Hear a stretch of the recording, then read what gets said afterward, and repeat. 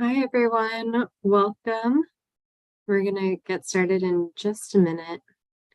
But in the meantime, we're going to go ahead and introduce ourselves as staff so that we can keep this a nice and punctual meeting. My name is Elizabeth Munyon, and I'm the home ownership coordinator here at Maggie Walker. I will ask you to be a little patient with me. I'm just getting over the flu, so my voice and everything's not 100%, but I am happy to be here nonetheless. And I'm going to pass it over to Candace. Introduce yourself. Sure. Good afternoon, good evening, rather, to each of you. We are so glad that you took time to be here with us this evening. I am Candace Turner. I am the Director of Home Ownership with Maggie Walker. And we look forward to sharing some information about our program and organization with you. And I will pass it to Flora. Thanks, Candace. My name is Flora Valdez de Pena. I am the communications manager for Maggie Walker. And I sort of handle our events and, scheduling and Zoom and everything. So I am here to, make sure everything's running smoothly. So good to see everyone. And then Leah. Hi, everyone. I'm Maggie Walker, Community Land Trust's data analyst. I'm an AmeriCorps volunteer. So I have a contract with Maggie Walker for 1 year. On this side, I usually help out with processing applications. So I'm looking forward to being in contact with everyone really soon. Okay, and our realtor Jen could not make it tonight. She is on a conference, but she wanted to let you all know that she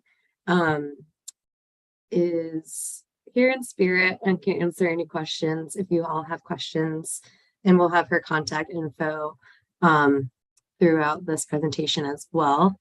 Do I have any lenders on the call tonight? And we have a few people out sick.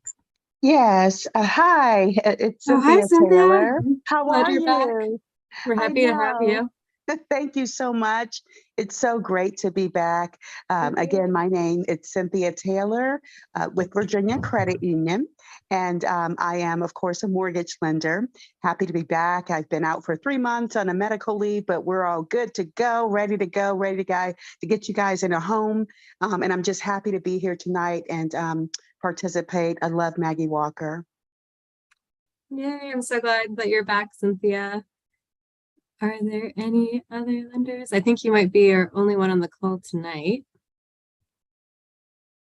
Let's see. Okay, well, in that case, if there are no other partners on the line, we're going to go ahead and get started.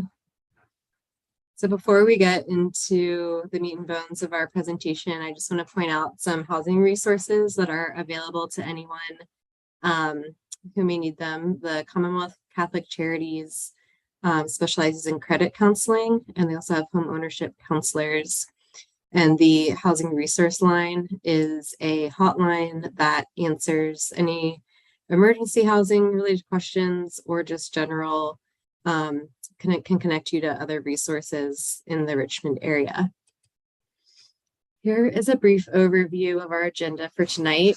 So we're going to go over what is a community land trust, who's eligible for our program, the benefits of our program, and then go into some of the details of how our program works, including looking at our ground lease and our resale formula. And then we're going to go over the application process itself and cover any questions that you may have about applying to our program.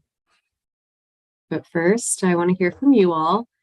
So I'm going to ask a few questions, and you can come off mute or just type it into our chat. But I want to hear from you all what excites you about home ownership. And again, you can come off mute, share with us, or type it into our chat.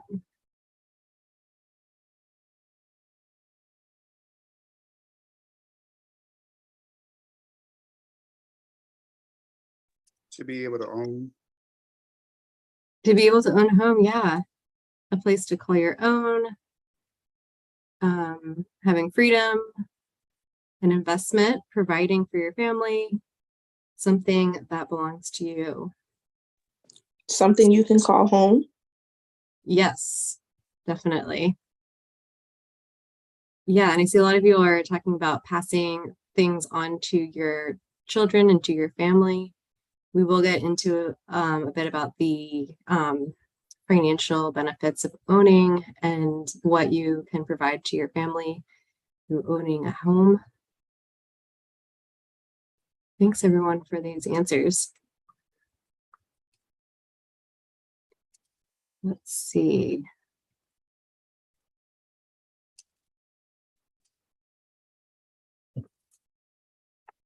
And on the flip side,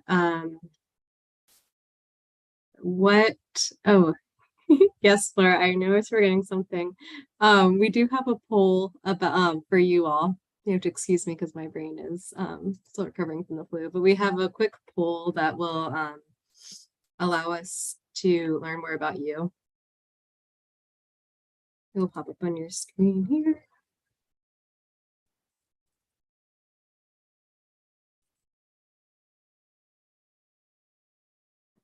And if you can't see the poll or you don't want to answer, it's totally fine. It's not required.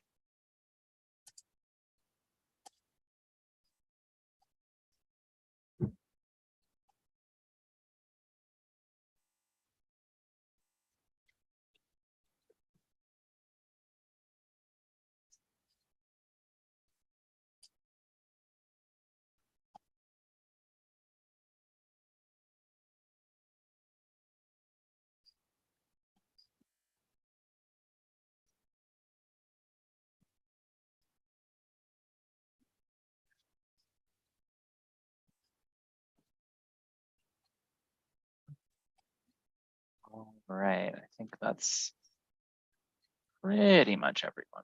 So I'm gonna pull and launch it here. So it looks like 87% of you are here because you're interested in purchasing a home, which is great. We're happy to have you. A few realtors in the audience, some interested citizens, and more than a few fellow housers. So welcome everyone. Thank you for that. Thanks, Flora.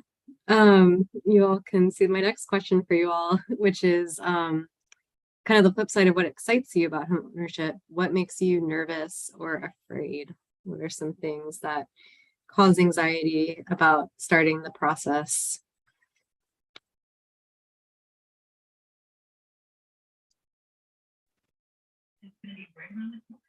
Just hoping my credit is good. Yeah, that's a big concern, of course, the financial side of things. Same Credit for is- me. Credit.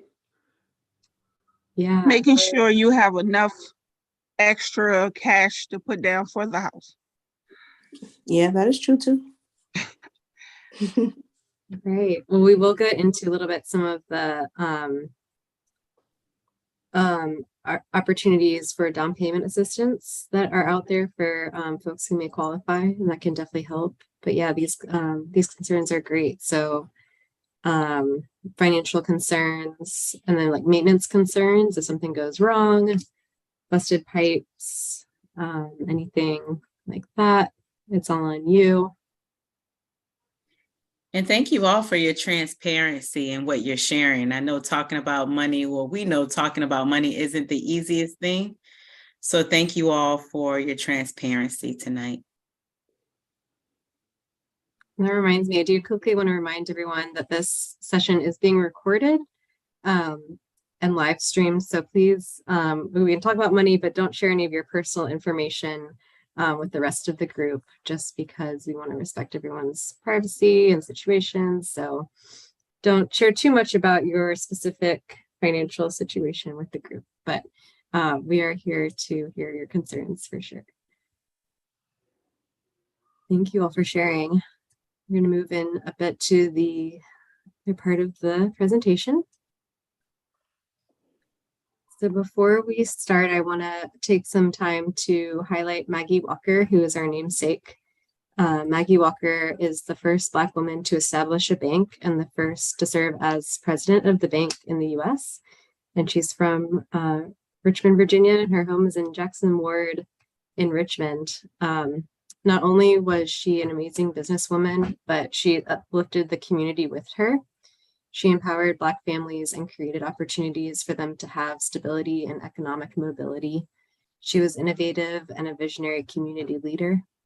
Maggie Walker not only had an impact and created opportunities for her community, but she made intergenerational investments. She paved the way not only for Black business owners and community leaders, but for Black women who at the time were not deemed worthy of having a seat at the table.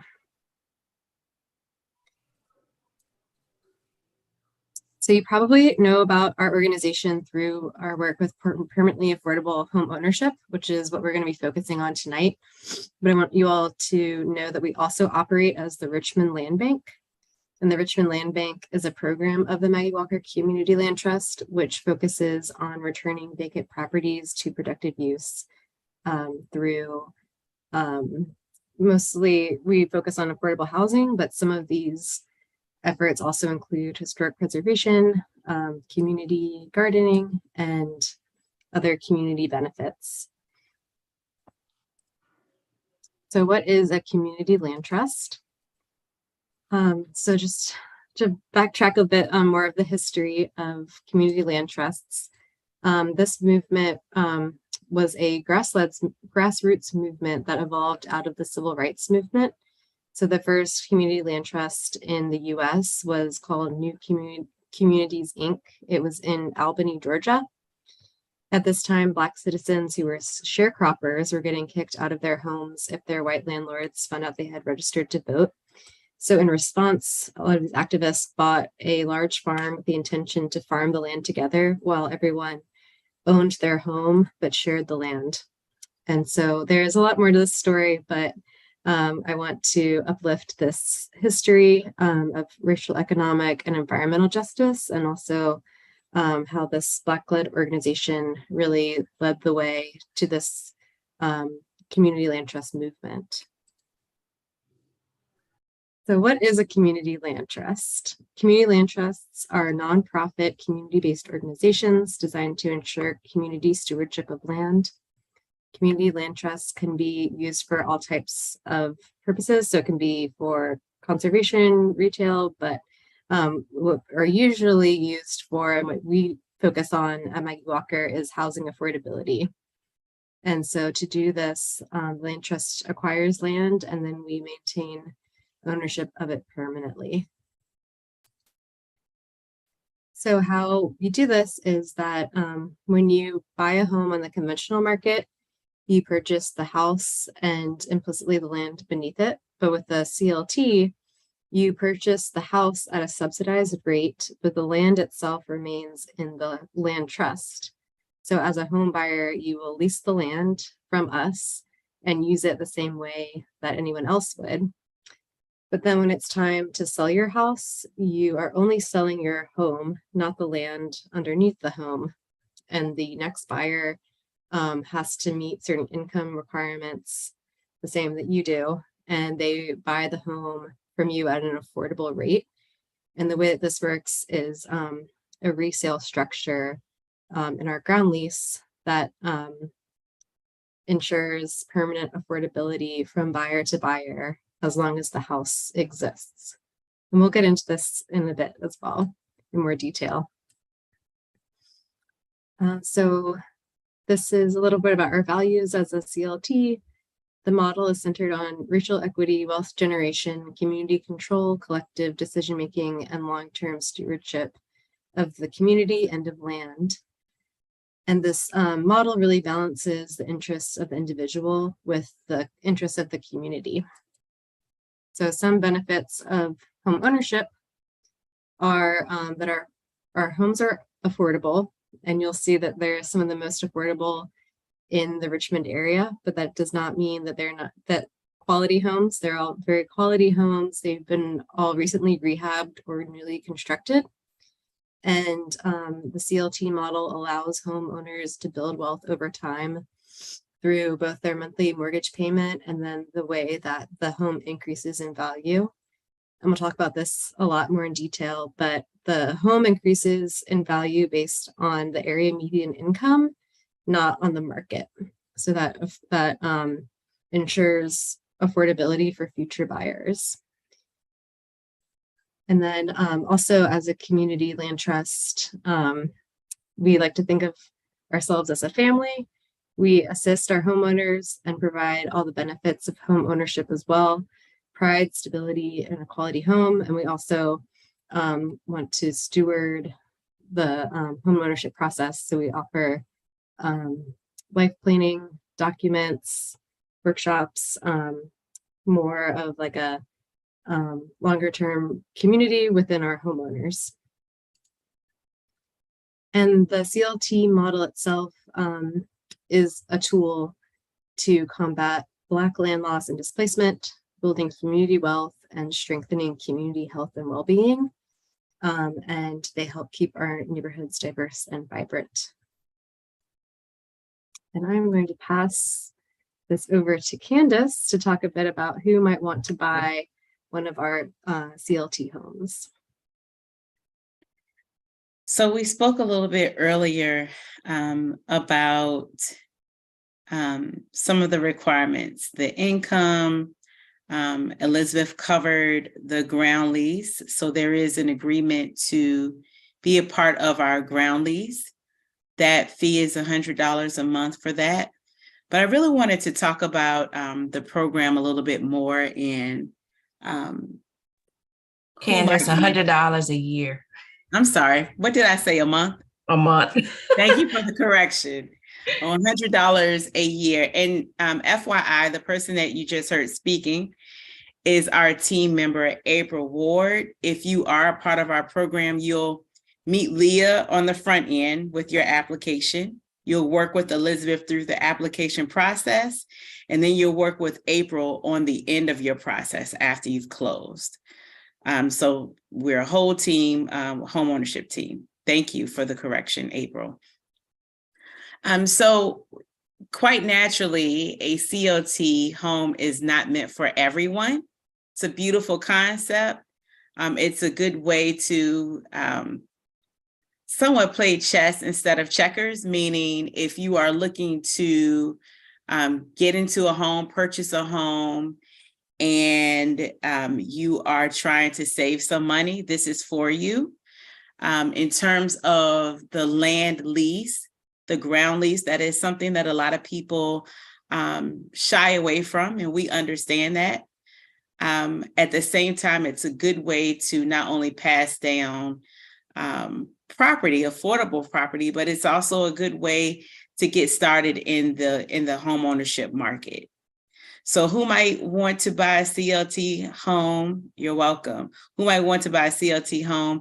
Someone that's interested in getting in the market, someone that wants to get started, and someone that's looking for another way, a creative way to build your own wealth through home ownership. Let's see. Go to the next slide. Thank you, Elizabeth. So what you see in front of you is a chart that describes some of the income requirements. As you can see, one person at 56.4 for 80% AMI. Our homes are based on the 80% AMI and then up to 115, depending on the home. And so you can see the breakdown there. Our homes do have income limits. And it's also based on the number of people that will be living in your home.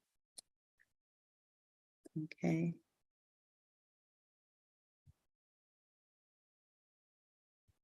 And I think someone in the chat asked about areas that we're located. What you see in this graph is a simple map of where we currently have homes. Most are in Richmond. But you'll see that there's some in our surrounding areas in Chesterfield, Highland Springs.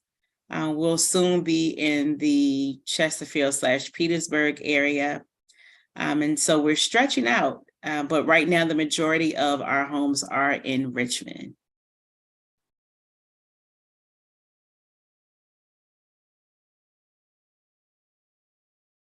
You want to take that one, Elizabeth? Gonna figure out how to get off mute. Yes. So we're gonna go a bit more into our ground lease, which is, this is what I touched on earlier, the legal document that restricts the price that the home can be resold. So this ensures the home remains affordable for at least 99 years. It is fully inheritable, meaning that your house can be passed down to anyone via your will or your heirs by state law. And just to point out, we provide wills to all of our buyers during the closing process free of charge. If your heirs choose to live in the home as their full-time residents, they will either continue on the current ground lease, or they may have the option of starting a new ground lease. But if they don't want to live in the house, they can sell it and get the same proceeds from the sale that they would have got if you had sold it before passing away. And we touched briefly again on the ground lease fee. So that is $100 a year, not monthly, and it is not part of your escrow. You can either pay it in one chunk, $100 flat, or in quarterly installments every 3 months. And then this fee can be increased any year that ends in a 0 or a 5 by our board. But they are allowed to increase it only by the same rate as the increase in the consumer price index. It can never exceed $250 a year. And the last time that our board had the opportunity to increase the ground lease payment, they declined. So it's been $100, and it will probably stay that way for a while. Let me add to that, Elizabeth, just FYI. Elizabeth has mentioned the board. We do have a board that governs our organization. And thank you. And I want to mention that the board, as you can see here, is 1/3 community members, 1/3 current homeowners, and then public members. And that's important and significant because, of course, with homeowners on our board, the board is going to look out for the best interests of our homeowners.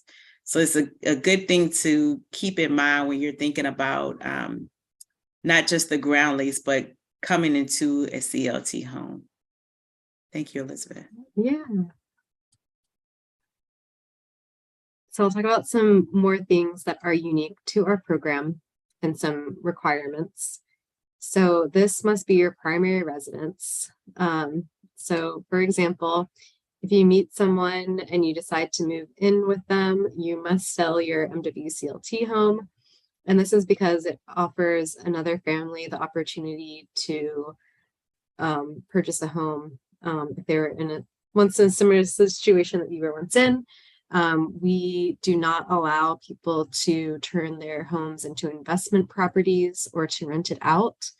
So you must be living there full time, and we do have some exceptions to this rule that are made on a case-by-case basis, and they must be approved by the board. So for example, if you are on military deployment or a family situation, something that would keep you out of your house for a long time, you would have to get approval from our board. And then renovations must be approved. So anything that would require a permit from your local jurisdiction, that would need to be approved by our board. So there are a couple of reasons for this. We want renovations to be done well and to a high standard so that they're safe for future homeowners. We want to make sure that renovations are going to serve the interests of other homeowners. And we just want to make sure it's done to a good standard. But that being said, once you move into your house, you can paint, you can change the light fixtures, hang a TV, and you can put a fence in or a shed that is on skids, anything that you would not require a building permit to do. What else is unique about our program is that you do build equity. And I'm going to talk about this in the next few slides, but you do earn equity in a few ways. So from your monthly mortgage payment and then your home's increase in value. And I'm going to take the time for you all to ask any questions And before I do, I'll highlight this home here. This sold, I think, in 2021. It is in Highland Springs, a 3-bedroom, 2.5 bath, and sold for $155,000. Yeah, Michael. Yes, I just had a couple of questions actually. So what happens when the house is paid off completely? Do you then just continue to lease the land, or is there a point where the house and the land underneath it becomes yours? So yeah, you're correct. You would continue to lease the land from the land trust, but once you pay off your mortgage, then you have no more mortgage fees, and the house itself would be yours. Okay, awesome. And then just one more question on the map earlier. It only had Churchill as a lease to own area. How is that different from the other areas? Well, we do have a number of homes in Churchill that are not in our lease to own program. I think it was saying like plus lease to own.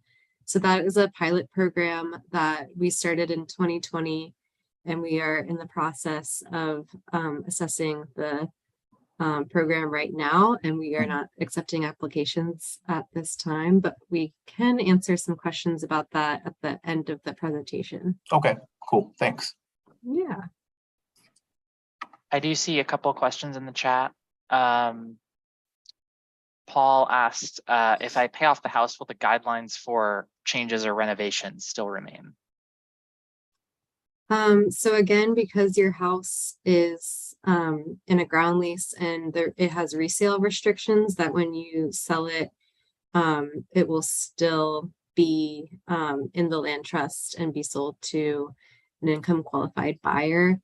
It would need to go through those same requirements for renovations. I will say that usually the board does, within reason, accept any kind of changes. So if they're reasonable, I wouldn't be too concerned. And another question, does the beneficiary, i.e. the heir who would inherit the home, have to meet the income requirements to keep the home? I think you know this one well, don't you, Flora?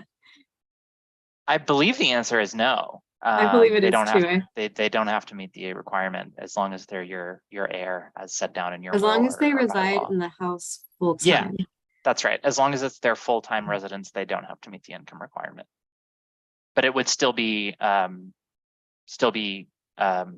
resale restricted if they decided to sell. Yes. Tamiko, you have your hand up? Yes, ma'am. I didn't want to waste my time.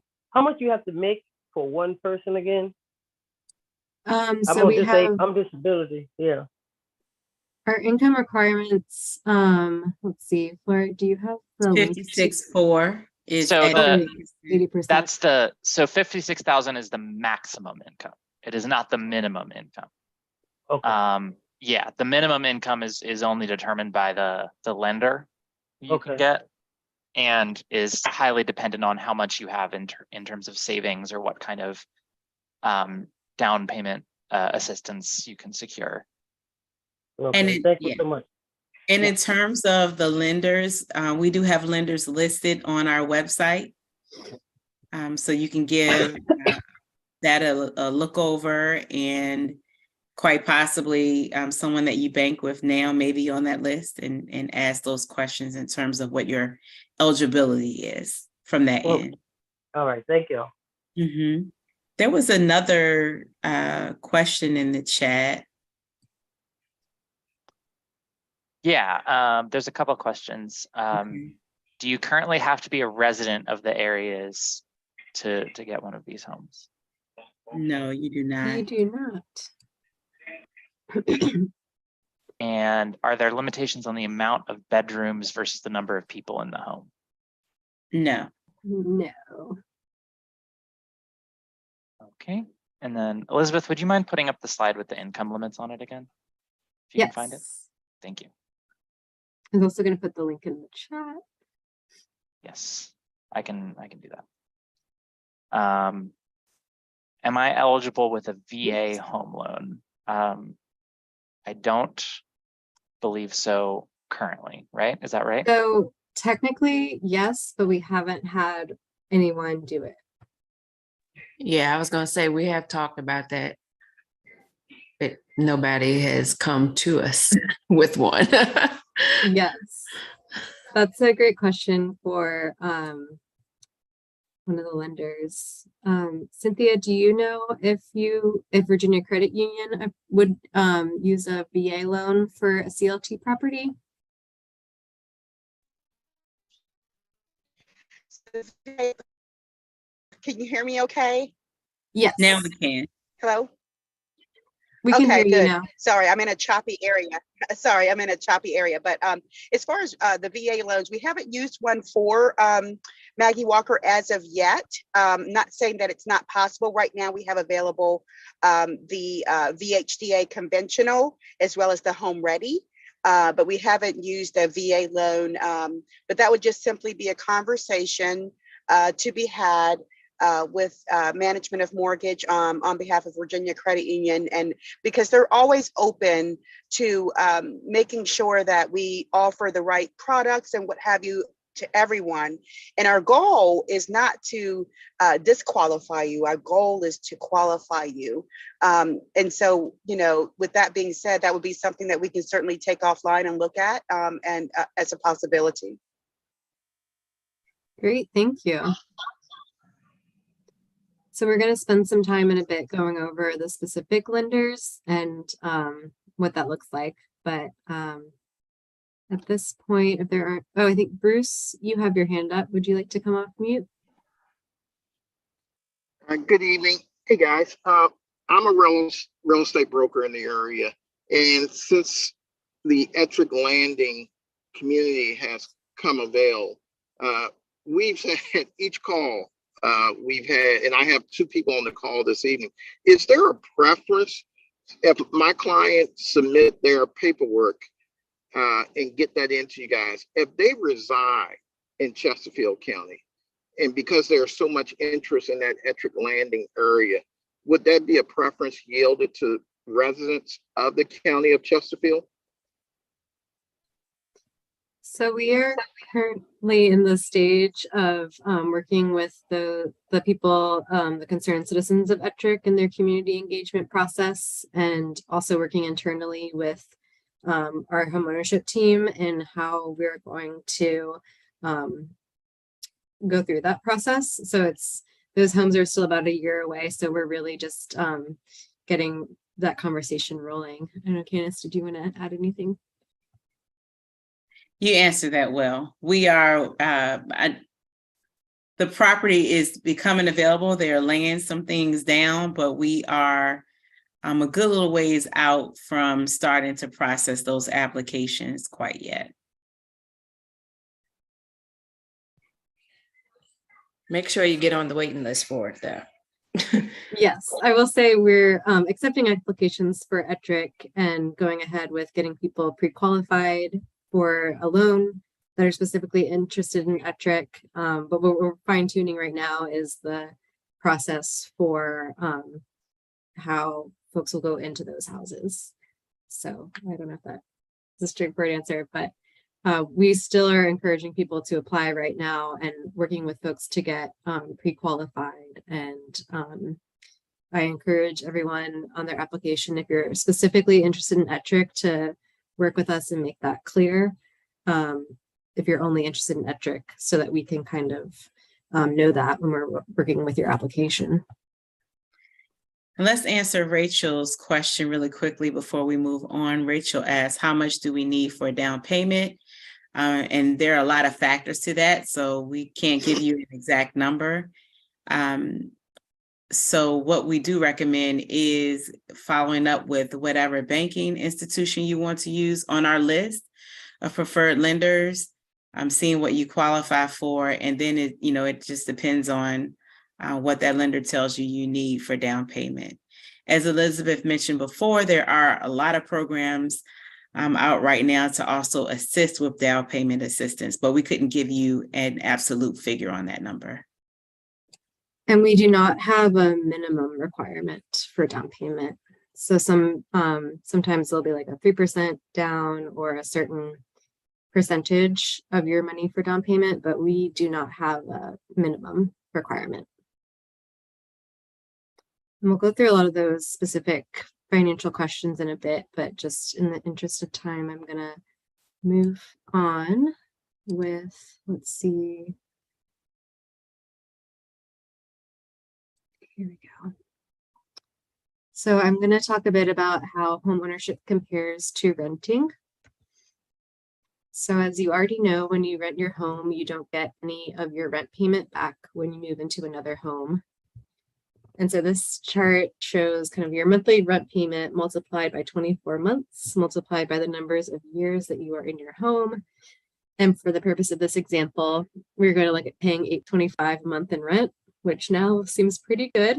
But after 5 years of paying $825, you have spent $49,500 in rent alone. And that's money that, as I'm sure you know, that you won't get back. However, with home ownership, you keep all of the equity that you earn by paying the loan principal with your monthly mortgage payments. And this is an amortization schedule. So for the purpose of this example, we're going to look at a home that was purchased January 1st, 2019. And this person purchased the home for $145,000, put a 3% down payment. And we chose this example because that monthly payment is similar to about an $825 monthly rent payment. So here you'll see that after the first year, the total that you pay to the bank for your loan doesn't change. You pay the same amount every year. But what does change is what goes into principal and what goes into interest. So you pay down your principal, which is the amount that you borrowed from the bank. And then at this point, things start to shift and more of the money goes into principal and less into interest. So if you pay one extra payment towards your principal, the loan knocks 7 years off of that. So for the purpose of this example, we are not assuming any extra payments. This person is paying their monthly mortgage on time, just the amount due. And after 5 years, they have accrued $16,225 in equity. And that is just from paying the mortgage on time. And then if the buyer is to sell at any point, they would have had that $16,255 of equity that they paid into their house. And then instead of paying rent, they wouldn't have anything, but that payment just by paying your mortgage on time helps build equity and helps you build equity and start to build equity there. So this, let's see. There we go. This is a graphic representation of the same example before. So this big blue box is what you're putting into the bank each year. And so in year 2 of paying your mortgage, most of your money is going into interest with about a quarter going into your principal. However, by year 15, assuming that you're still in that house, you're paying the same amount over the course of the year, but now half of that amount is going into principal and half is going to interest. And then by year 25, assuming that you still have a mortgage, meaning that you haven't made any extra payments, most of your money is going into your principal. And this concept holds true for most mortgages, not just for community land trusts. And so far, we've only been talking about the money borrowed from your bank, but another part of your monthly mortgage payment is your escrow. So your escrow is part of your insurance and taxes, and you still have to pay those as a CLT homeowner. They're due every 6 months, and it can be a pretty large sum. The bank wants to make sure that you pay both your taxes and your insurance. So instead of making you pay twice a year, they divide these payments into a monthly amount a smaller amount that you can pay monthly. And this becomes part of your monthly mortgage payment. It goes into your escrow account, and then the bank uses your escrow account to pay the insurance company and the city or county where you live. So this green box is your escrow. It's a small portion of your monthly payment. And I will point out that your loan payment doesn't change, but your the amount for your escrow and your taxes and your insurance can fluctuate a little bit, but it will not fluctuate as much as your rent would in this market.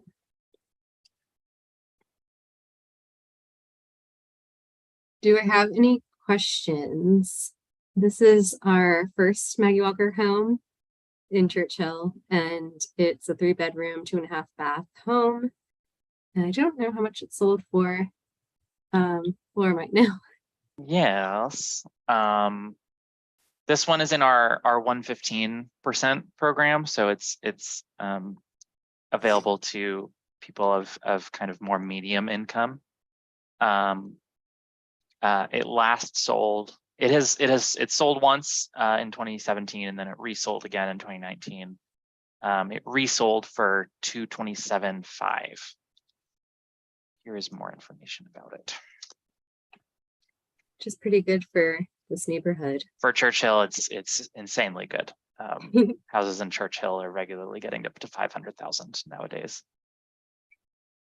Would anyone like to come off mute and ask a question?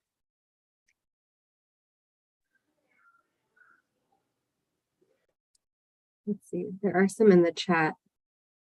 A question about realtors. Yes. So if you have like 2 boys, do they give you a 3-bedroom or a 2-bedroom?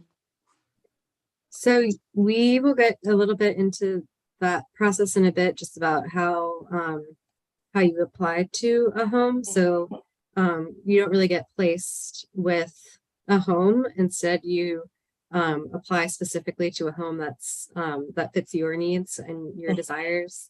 So everyone who's in our wait list will be alerted of every home that's available, and you don't have to take every home or show interest in every home. For example, some people want to be in a certain school district or a certain side of town where they have community, and so they are not interested in homes in a different area. Right. But in terms of bedrooms, most of our homes are 2 or 3 bedrooms.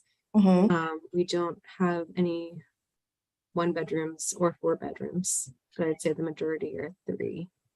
And let me add to that, Elizabeth. Ms. Reed, I know that there are some programs out there that are based on the amount of people. So one of the ways that they talk about it is like heartbeats per bedroom. Yes, ma'am. Our program is not set up that way. It really is whatever you qualify for is what you are welcome to sign up for or apply for. So as Elizabeth said, most of our properties are either 2 bedrooms or 3 bedrooms. Hey, I'll be grateful for whatever I can get. That kind of touches on another question, which is if you purchase a property on your own, but then get married, does that change anything? So once you are in your home, we don't check in on your personal life.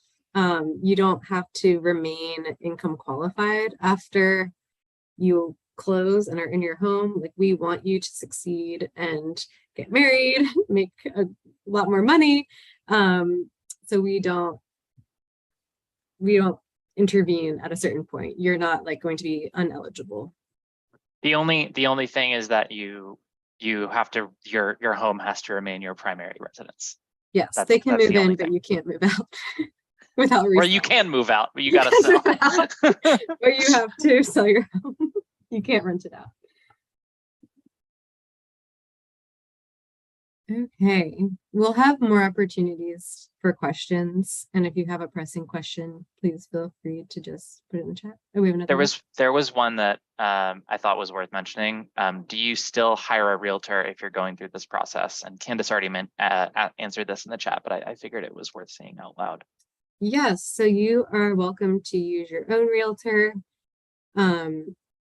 you will need a realtor throughout the process. And we have a realtor that we work closely with. Unfortunately, she couldn't be here tonight, but you are welcome to use your own realtor. I would recommend that if you have your own realtor to have them come to an info session, because unless they've worked with us before, they are also new to our program and our process. So it's a lot easier and more smooth if your realtor is aware of our specific program requirements. And we can also give your realtor, if you have one, we can give your realtor, Ms. Jen Cox's information to follow up as well. Are there any more questions? We will have a lot more time for questions, so I'll just keep moving on. And we're going to talk about taxes, which is everyone's favorite subject.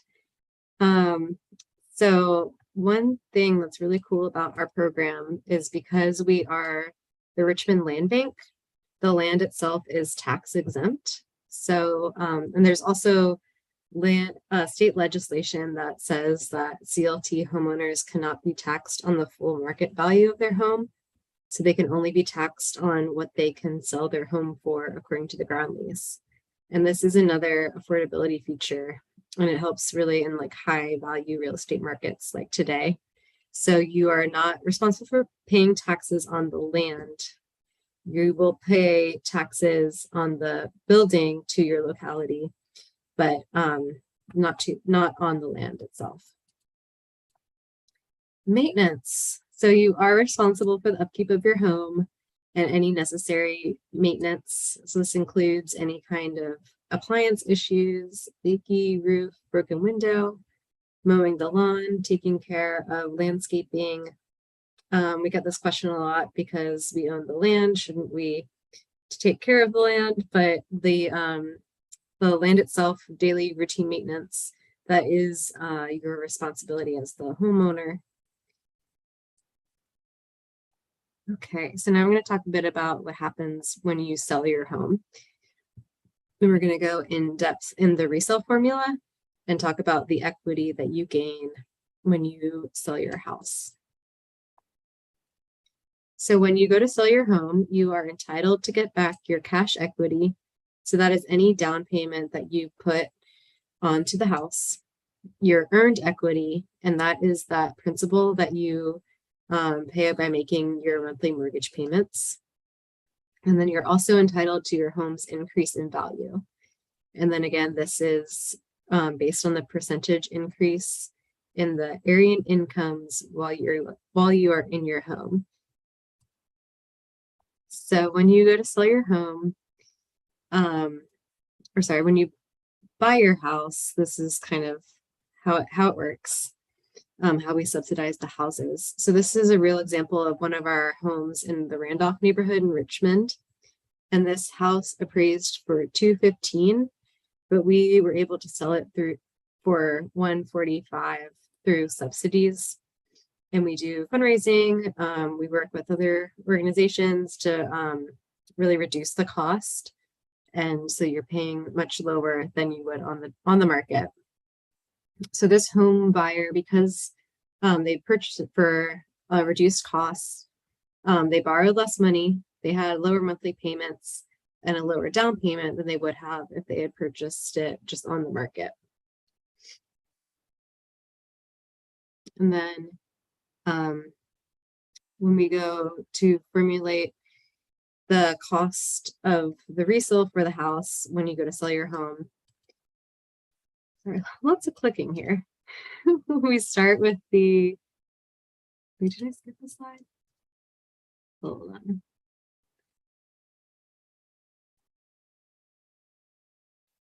Yes, okay, so sorry everyone.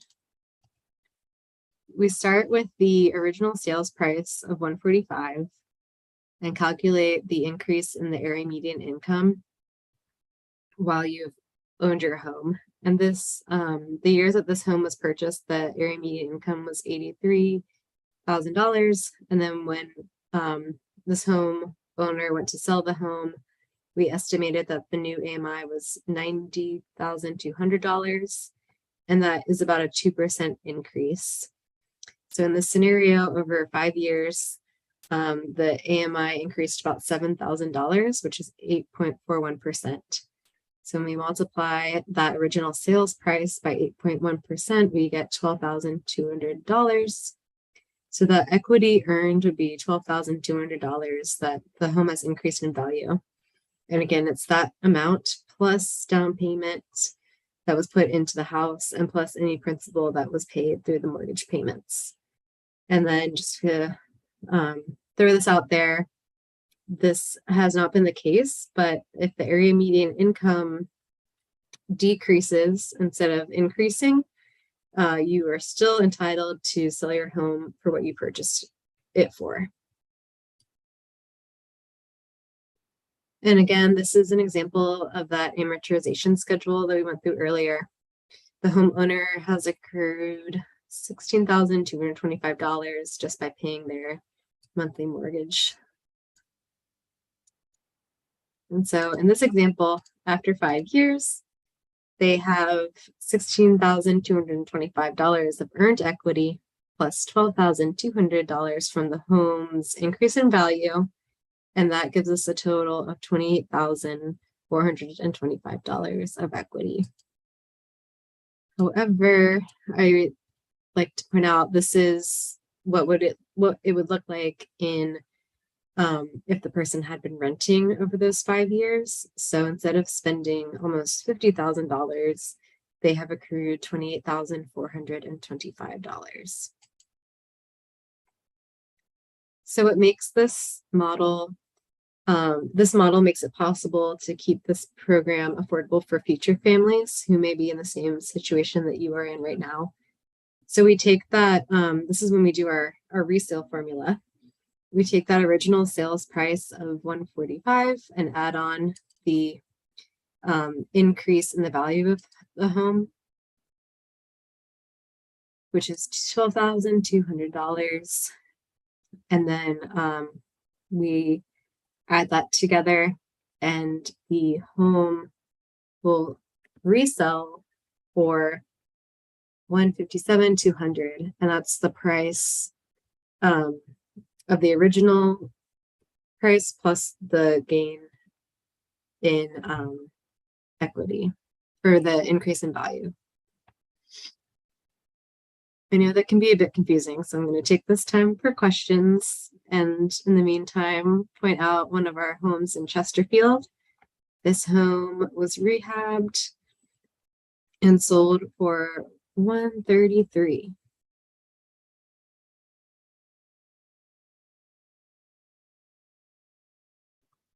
Just a moment. I'm gonna find the page for this one. I can't remember what street this is. More pictures. It doesn't matter because it's all that matters is that it's a beautiful home. It does. I mean, it does matter where it is. It does matter. No, I'm just teasing. So it's on Deerwater Court. Okay. So some of our houses are new construction, which a few of those examples show, and then another portion of our homes are rehabs. I think most of our homes coming up are going to be brand new construction. And just FYI, everyone, when Elizabeth or we say rehab, the house is stripped. It's not just fixing a little bit here and a little bit there. It is completely rehab. Just wanted to add that notion. A studs rehab, they call it. Right. Bruce, you have a question? I just had a comment for clarification. I had posed a question earlier about Chesterfield residents getting a preference in purchasing. And I've actually been with Jen today at our leadership conferences. But I want to pose this question. I do a lot of this stuff, guys, and the person made a comment that it would not be fair. I wanted Maggie Walker, Community Land Trust, to explain how the process, when you guys became adopted in Henrico County, I was at the Board of Supervisors meeting.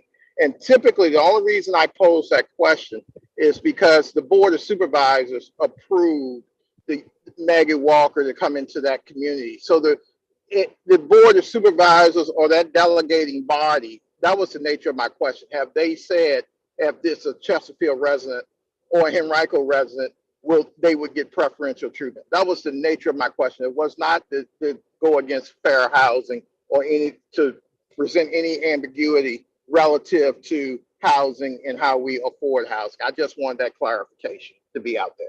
Thank you. Thanks for your comment. At this point, I don't know what the Chesterfield County Board of Supervisors, if they've spoken at all about that, giving preference. There's no, the Board of Supervisors does not require us to give preferential treatment to Chesterfield County residents. No, that's not something that we do. I think, is there something in the buyer prioritization policy, which we'll get into later, that does anything not to that about effect? not about like a locality that you're living in. Yeah, because that is a fair housing problem. Right, right. That would not be fair. That's what's pointed out. Yes. And let me mention this as well, because everyone that's on the call, I'm sure this sounds like, I don't want to say up and down, but that we don't have everything figured out. And the truth is we don't have everything figured out when it comes to this new development. This is the first subdivision in the country, let alone in Richmond, under a CLT. And so just take a moment to take that in. This is a big deal. And we've been entrusted with property, and we want to do our best due diligence by it. And so we're not going to rush into doing this. We want to do it with excellence and with everyone's best interest in mind. So I just wanted to mention that too. Lachey, you had your hand raised? Yes, ma'am. So I walked through one of your houses. So if you see when the people come in to fix the houses, if you see a mistake, do y'all fix those? So that depends a bit on the warranty and where you are in that process. So we have just finalized our warranty program internally, where we have an 11-month warranty for any repair under us, but then after that expires, you are in charge of any repair for those specific things. So what I'm saying, it's like coming in for a walkthrough before you sign the papers for your house, but you're seeing the little problems that you want them to fix before you move in. It's little simple things. So the walkthrough, I'm sorry, go ahead. The window, if a window has the crack around the seal, or the painters didn't paint the wall right, they cut around certain areas and didn't paint around it. It's like they built the house instead of putting the windows in first. So I wish I could tell you. I could show you. I think I get a good idea or a sense of what you're trying to say.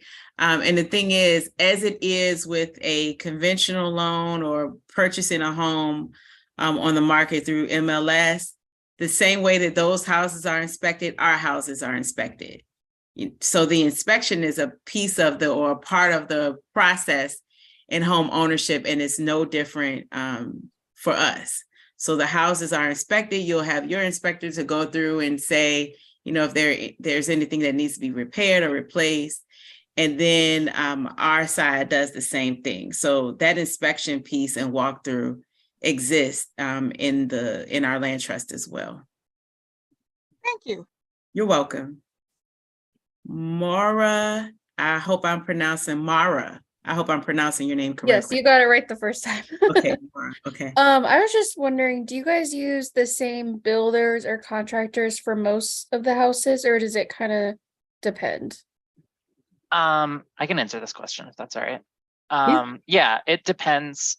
Where there's a couple different contractors we use. Sometimes it's another nonprofit like Project Homes or Habitat for Humanity have built a few of our homes. Other times we partner with a local builder, and other times we partner with Eagle Construction, which is a larger kind of home building firm. We have a great relationship with them, and they're building a lot of our newer things, and they're helping out with the electric landing project as well. So yeah, it does vary, but they're all to the highest quality.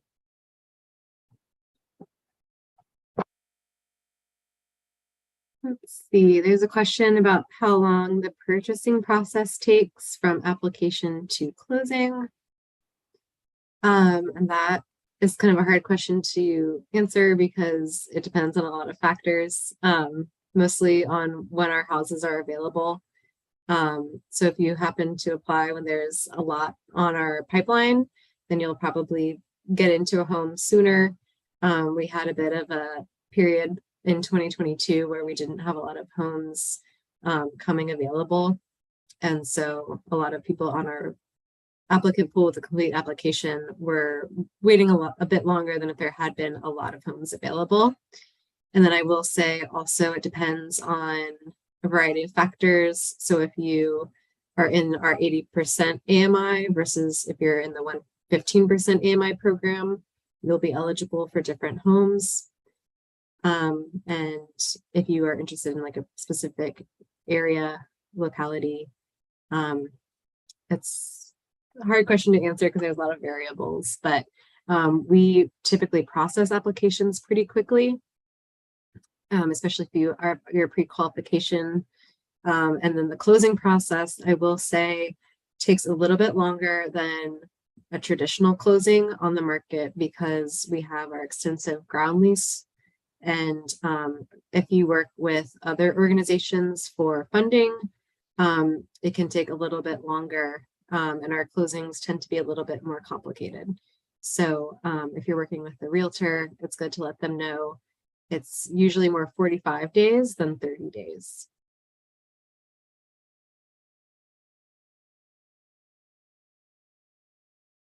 There's a question in the chat. Do you know how many homes will become available this year? We do not know for sure. That is I might be able to a lot estimate more than last year. a lot more than last year, but I might be able to I might be able to estimate for a second I for will you. say but again, we have. I wouldn't even guess, Flora. Yeah, don't do that. yeah, I'm not gonna guess. In my current like board memo, I think the last time I checked the Monday board, it might be around 25 to 30 houses, but it could be more. This number is really volatile. Could be more, could be less. It could be less. There is do not know. no way of knowing for sure.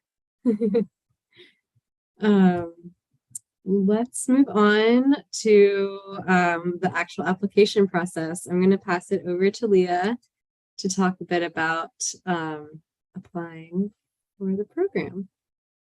Awesome, Elizabeth. You're just going to click me through, correct? Yeah. Okay, awesome. Hi, everyone. So I'm just going to go through the process of how to apply for a Maggie Walker Community Land Trust home. Here's this fun graphic that you can refer to when you're going through the application process. It's available on our website. This is a great little tool for you to just really know, like from start to finish, where you're going in a few quick words. So I think you'll be able to refer to that whenever. I think I'm ready for the next slide. Okay, so these are the lenders who lend to Maggie Walker Community Land Trust. To purchase one of our homes, you must be approved for a conventional loan through one of these lenders.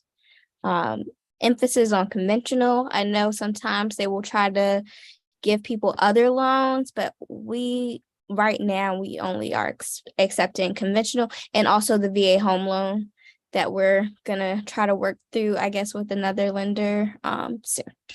I think I'm ready for the next slide. So this slide shows an overview of the application process. Congratulations, you all have completed the first step, which is attending this information session.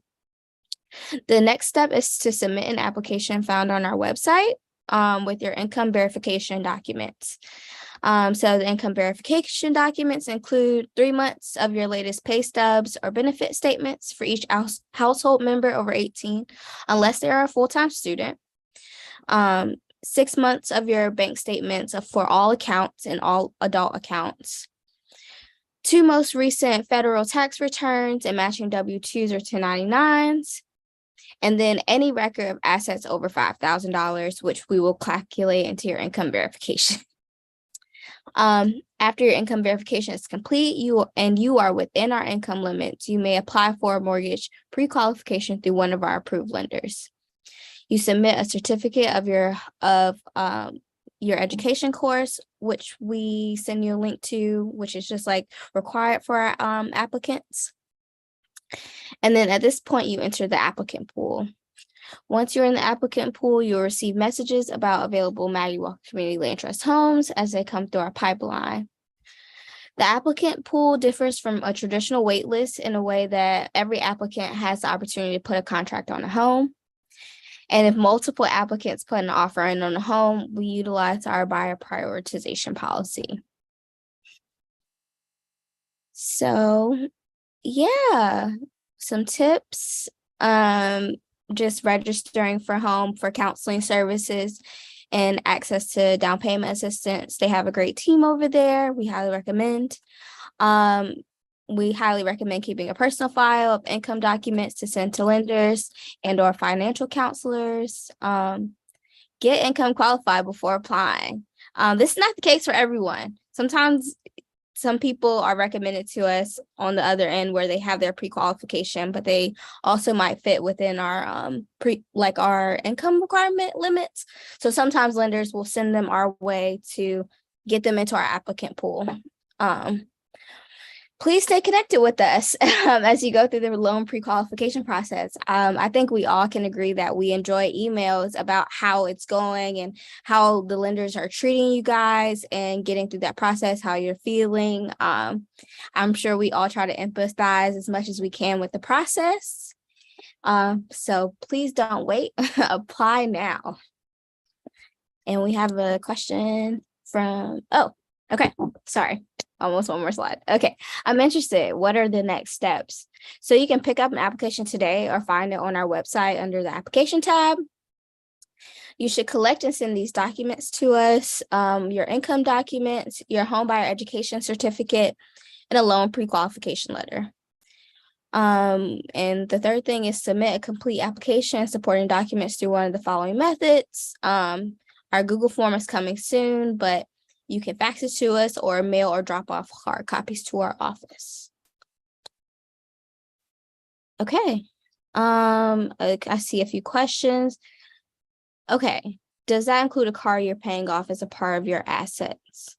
No, correct? I'm pretty sure like people don't include that because you haven't paid it off. So on our application under the assets section, you'll see a list of what counts as an asset and what to apply there. And then just a reminder to everyone, please don't share too much of your personal info, financially related, as we go through this. Let's see. We have one hand raised. Tamiko.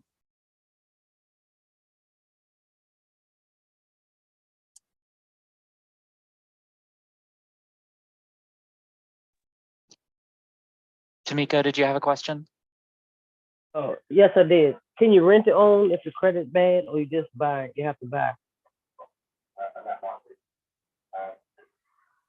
So we're not accepting any applications for our lease to own program right now. So Okay. the only program we have is our traditional home ownership program. All right, thank you. Yeah.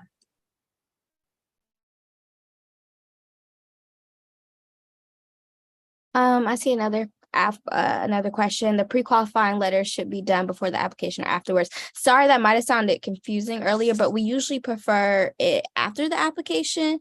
I was just going through some examples of people who sometimes get on the back end of the process and don't or have their pre-qualification first, because that sometimes does happen.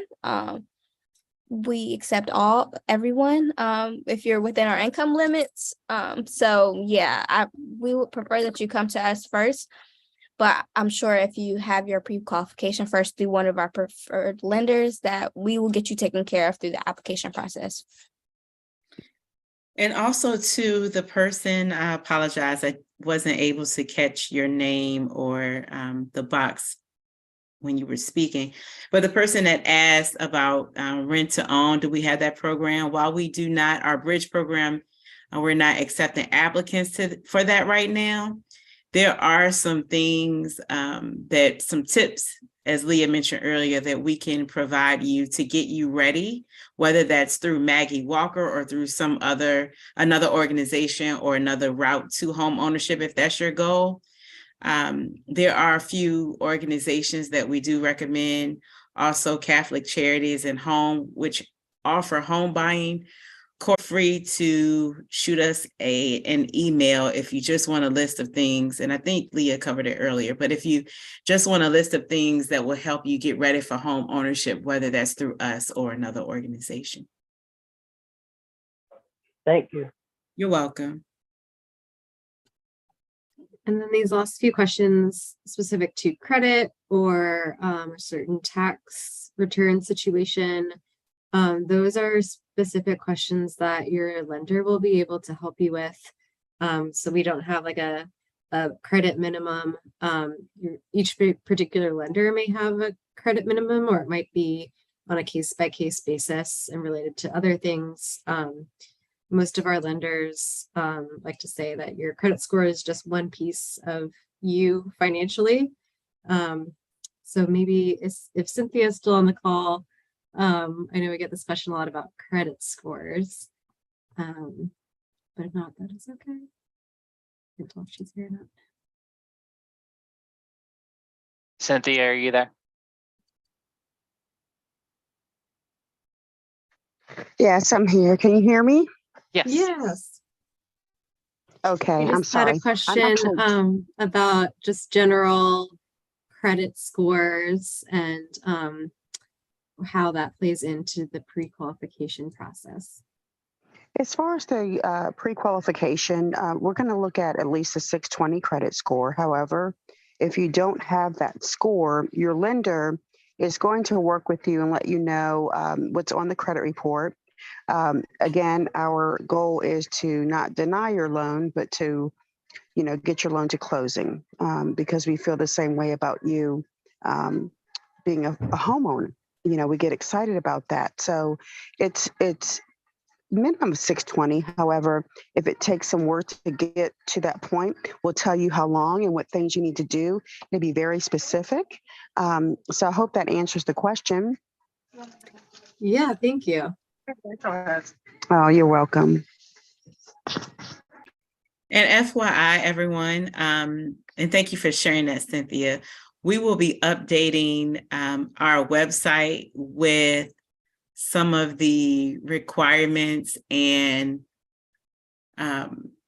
shining stars or bullet points from our preferred lenders, because right now, as it stands, there's a list of our lenders, and there is one that is not listed, which is Chesapeake Bank.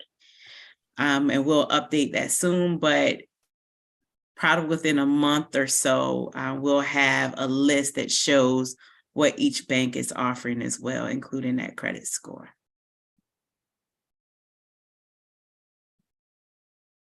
Does anyone have any other questions at this point?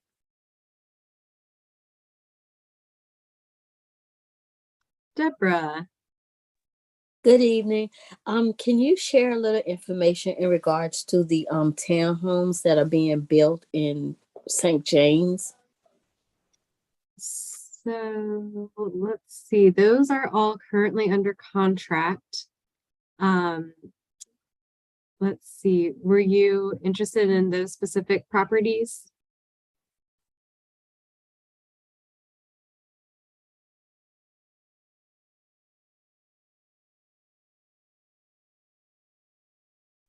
Hey, Deborah, I think you're still on mute. Okay, yes, I was looking on the site at different things, and I noticed that was saying coming soon. Yeah, that is my Okay. bad. I forgot to, those townhouses have been in a very weird place in terms of, because those were not built by us directly. They were built by a partner organization, and so the process got kind of mixed up there, and I did not realize that they had gone under contract. So I hadn't gotten a chance to update those to say under contract yet, but yeah.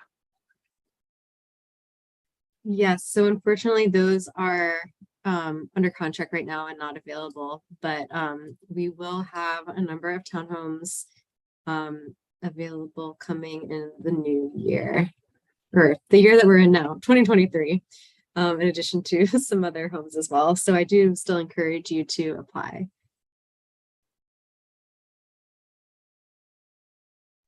Thank you. You're welcome. Does anyone else have questions for us? We're gonna wrap up soon with some quizzes and other sorts of Not quizzes, polls, not quizzes. It's Oh, not graded. excuse me.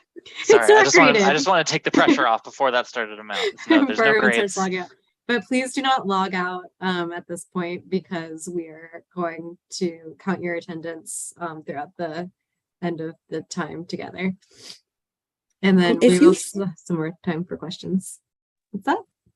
if you can't find like your W-2s, but you have your taxes for the last 2 years, would that be fine? So you actually need to submit both to us, and what you can do is make an account at the IRS Mm-hmm. and subscribe to a copy of it. If you did file your taxes, you have to make an account through, I think it's irs.gov, and they should have a record of your tax returns and your W-2s in your personal account. So you enter like your social security number and whatnot, and then create an account through the IRS. And it's a hard process, unfortunately, but that is one way to get around it. And Okay, just yes, the things that we're asking for, so our application process, the things that we're asking for are pretty much the same things that your lender is going to ask for too. And That's so, right. Right, for anyone on the call, just to keep that in mind, whether you apply through us or not, what you see on that list is the same thing that a lender will require. So you want to already get those things in order, whether you are looking to purchase now or somewhere in the future. Let's see, Deborah, you have another question? I just wanted to confirm, so you're asking for 2 current years of your income taxes, and you want the W-2s as well?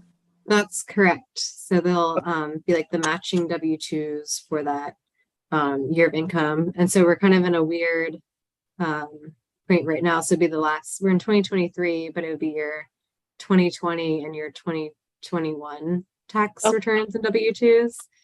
So until April, you'll have to do that like weird 2020 year when things were kind of crazy. But again, those will be things that you'll need to gather regardless for your lender. Okay. Okay. I was just asking because I haven't had to do that for any lenders.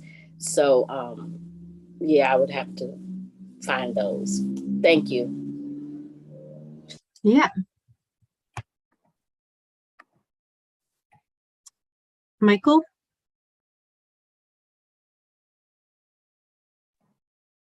Yes.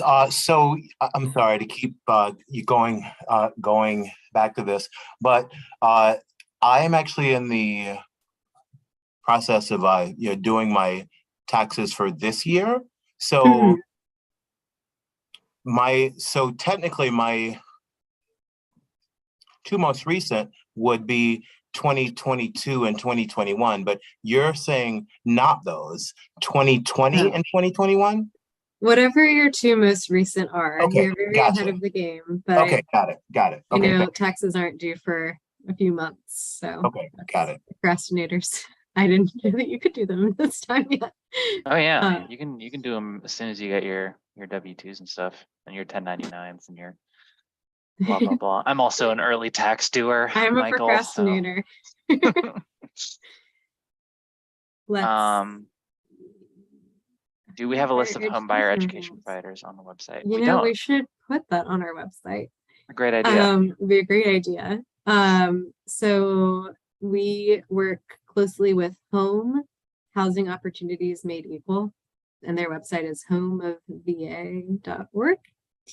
And they offer a home buyer class that is 2 sessions. So it's like a Wednesday, 2 hours, every 2 weeks or something like that. I don't know their specific offerings, but in order to apply for their class, you have to go to their website, which Flora put right here, and fill out a form of interest, and you'll check like where you're interested in living and a few other things, and then they will send you another form, and then you sign up through their Zoom session once you complete that. So that's one way to do it. A lot of our home buyers go through Home. And once you complete the home buyer session, if you are income eligible, which means under 80%, because their program only accepts people under the 80% limit, you're eligible to meet with one of their counselors. And if you are in the income limits of their program requirements, you'll be eligible for down payment assistance through them. And that's a really great opportunity. They have great housing counselors, and I would say a majority of our applicants work with Home and end up getting assistance through them. And then the other option for home buyer education is through Virginia Housing, which is right here. And they have a number of options as well. They have a self-paced class that you can just do by yourself at a time that's convenient for you. It's like an online module learning. And then you can also sign up for one of their in-person classes, and they do those really regularly. You can do one on like a Saturday morning at a library, or I think they also do some on Zoom as well, but there's a lot of options to do it with them. And then I will say, with Southside Community Development, and then someone in the chat mentioned NACA. We haven't had anyone go through NACA yet, but I think that they are HUD approved. It has to be a HUD approved class. And then another point is that this certificate has to be valid for 2 years, or it can be over 2 years old from the time of your closing. So if you did it in 2020, you unfortunately will need to do it again. For it to be valid, but it is good up for 2 years. So if you do it now and then you're not ready to buy yet, it has a lot of good information in there, and we require it, and so do most of our partner organizations.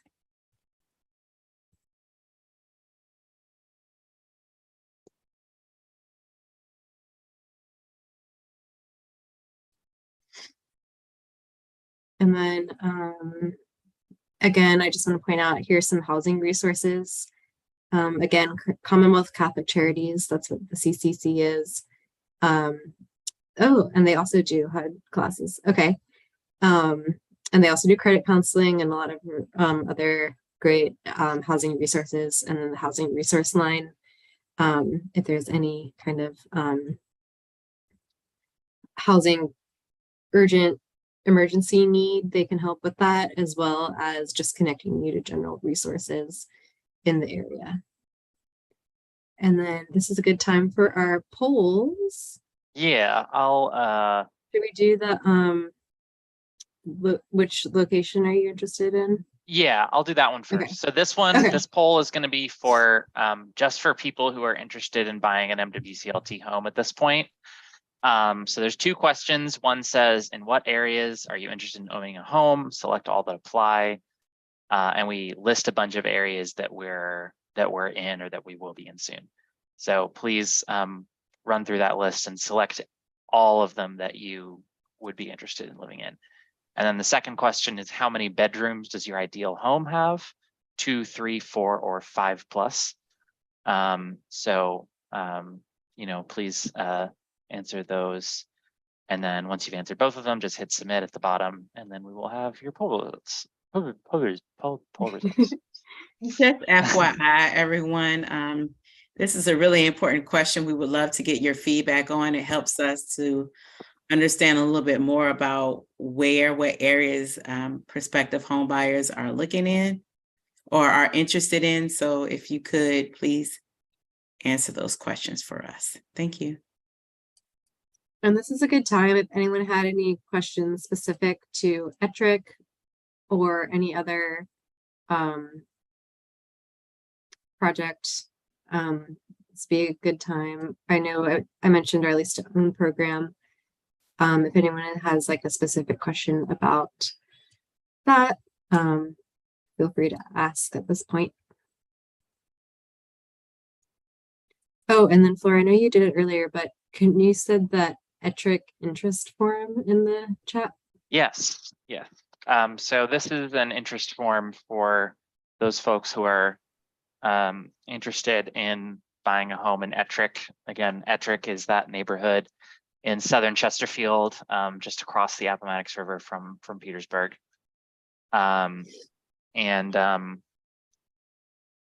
Yeah, we're working on 10 homes there that we hope to be online in about a year. But we want to make sure we know who all is interested. So that page I just linked in the chat. If you're interested in Ettrick Landing, please go ahead and go to that page and fill out the interest form at the bottom. Are there any available homes in Varina, Highland Springs, etc.? We have homes in Highland Springs currently, occupied homes. And those can be resold at any time. So there is a chance that that any of those homes could become available at any time. I will say tentatively that we are working on a number of homes in Varina on New Market Road, but that is still a ways away. So we're not gonna share any more details about that right now, but that is in the works.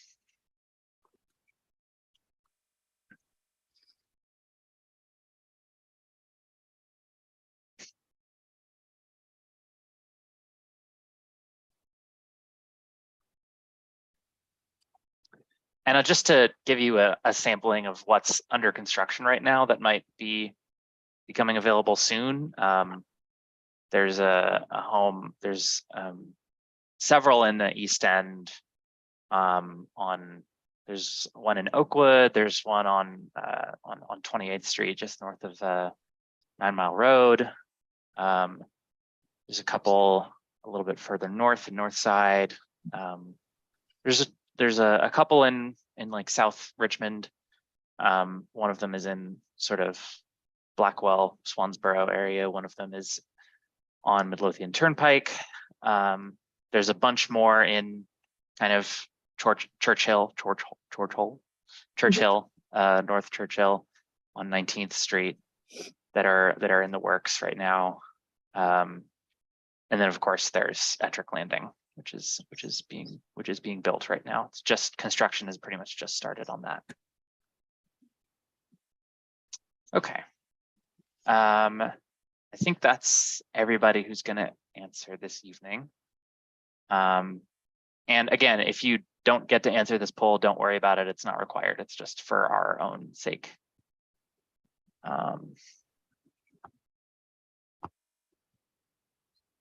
And then I have one more poll, and this is a quiz, a quick little quiz about what we went over today. It's 4 questions, just asking. First question is, are you planning on submitting an application? That's not a quiz question, obviously, that's just so we know. And then there's 3 questions about the information we went over tonight, just to make sure that we got everything across that we needed to get across. So if you see that poll, please fill out those 4 questions and then hit submit.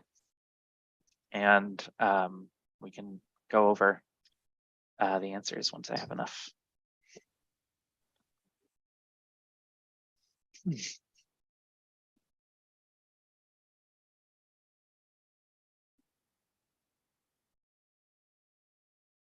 Great turnout for our first session of the year. Very happy with this. Me too.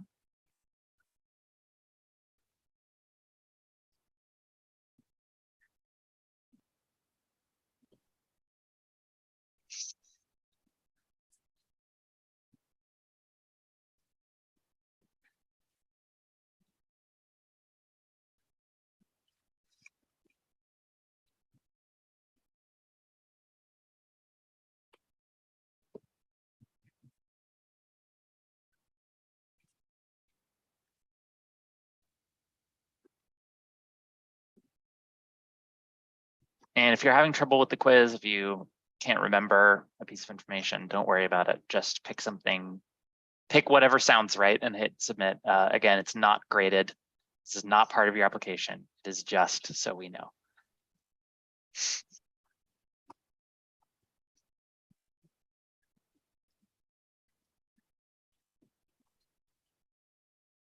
Oh, it's good.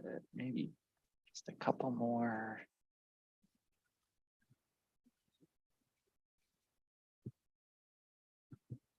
All right, I'm going to close the poll in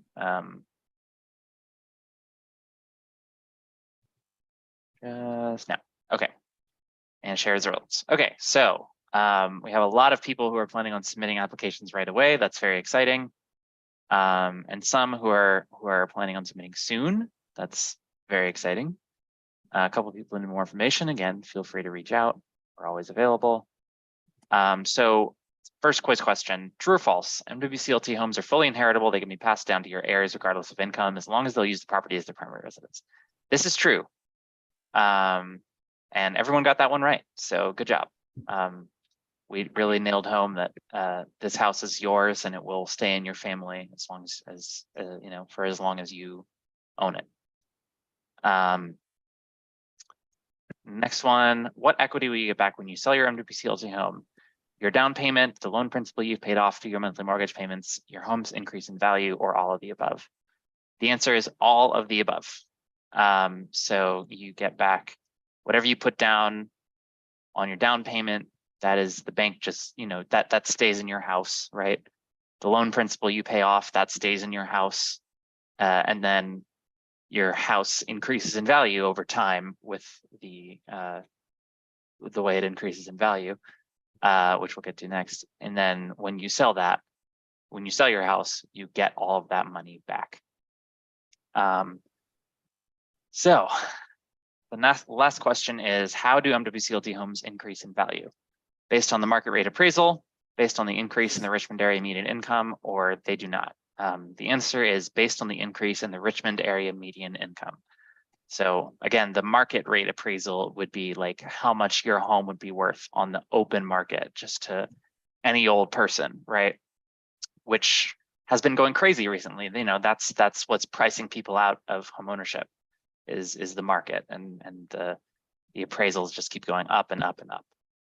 So to protect our homes from the fluctuation of the market, we instead tie the value to the average income of the Richmond region, which, you know, is also increasing, but at a much more reasonable pace. And so that allows you to, you know, for your home to increase in value, but not so much that it becomes unaffordable to someone in your similar financial situation. So yeah, thank you guys.